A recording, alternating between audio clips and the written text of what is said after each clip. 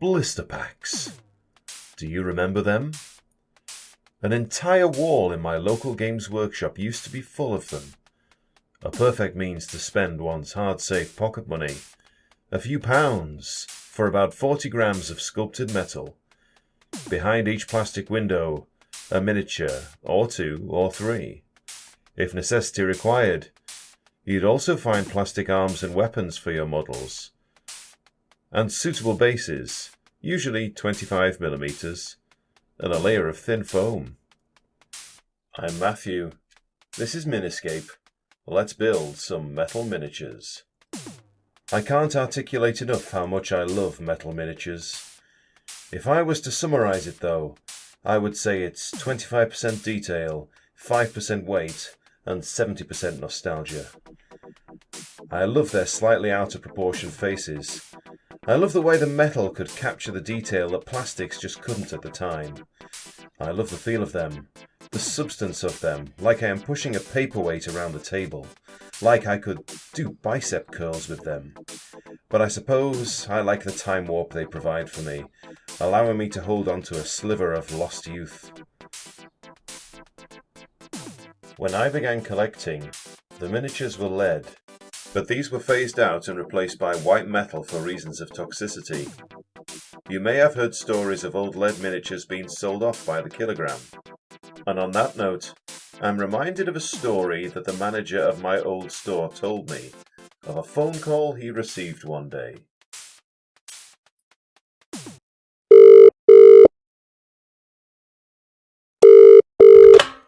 Hello, Games Workshop. Steve speaking. How can I help? Hello, can you help me? My 3-year-old son has just swallowed one of your lead models. What should I do? Oh dear, I think you should call an ambulance right away. But, which model was it? A Space Marine Dreadnought. A space... really?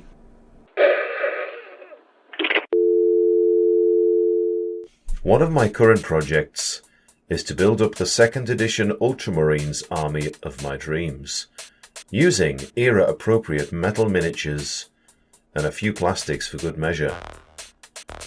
I've built quite a few units so far. A captain, a tactical squad, a scout squad, half an assault squad, 2 rhinos, a chaplain, and a few odds and ends. I've started making a Devastator squad and a Terminator squad. Some of these have been painted, somewhat, but I need to make enough minis to finish them off. As with my other metal miniatures, these were bought from eBay.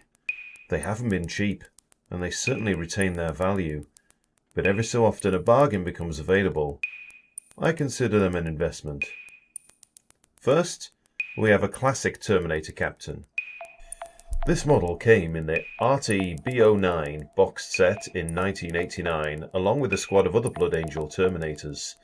He's wielding a Stormbolter, a power glove with grenade launcher, and a power sword. He's a classic sculpt, and I'm thrilled to have him in my collection. I built him off camera. Nothing revolutionary here. The next model required some more attention. The plan was to make him my Terminator Sergeant. I know there was a special sculpt for the Sergeant, but I don't own it. This was a gift from a friend. For some reason, the arm supplied is the Chaplain Terminator arm minus the Crozius Arcanum. Not a problem though. I gave him a plastic power sword from my bits box.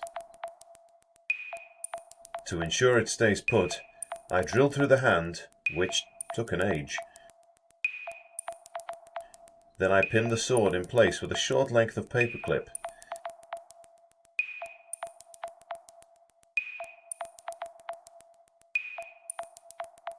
Once that was done, I could move on to the main assembly, which was easy. There are 3 parts, the body and the legs, plus the 2 arms. The studs on the body mean you don't really have to pin these, but I filed down the metal between the body and the arm anyway to give the superglue a larger surface area and allow for a stronger bond.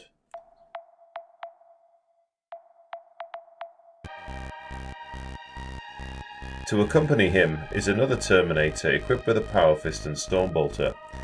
I have 4 of these sculpts in total. The plan is to have a squad of 5, two equipped like this, one with a Storm Bolter and Chain Fist, and one with a Power Fist and Assault Cannon. Then we have two Devastator Marines. I gave them both missile launchers, one metal and one, well, best not to ask. I have already built one of these before for my tactical squad. I'm looking forward to doing the flame pattern once more. One difference between these and the contemporary plastic sculpts is the weapons are a separate piece from the arm. The challenge is not only sticking the arm to the body, but having the plastic arm hold up the higher density weapon. Pinning is therefore a necessity, along with the superglue and baking soda trick. Again, at every point of contact, I used my hobby file to roughen up the surfaces. When it comes to pinning, I drill a hole in the body first, then insert a paper clip and trim. This gives me the desired length and prevents shards of metal pinging around the room. I have left the bases free from basing materials so far. I am undecided yet whether I will paint some sand or use green flock.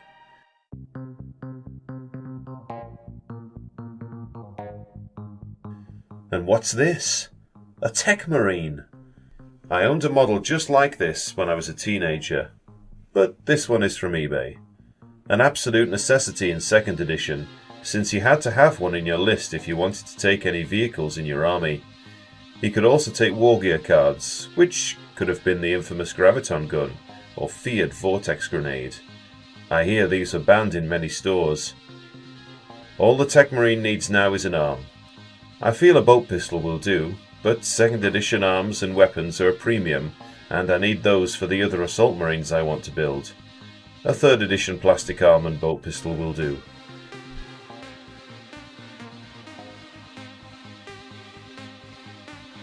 And there we have it.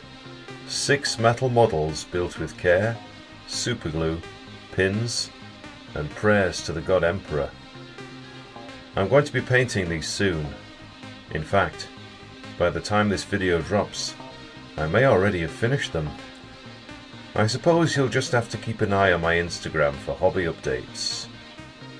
But let me ask you a question, dear viewer. Which blister packs did you buy back in the day? Which were your treasured possessions? I would love to hear about it in the comments below, as well as any Oldhammer hobbying you may have been up to. All these need now is a white prime. And with that, I had better get painting some more models. Take care, and thanks for watching.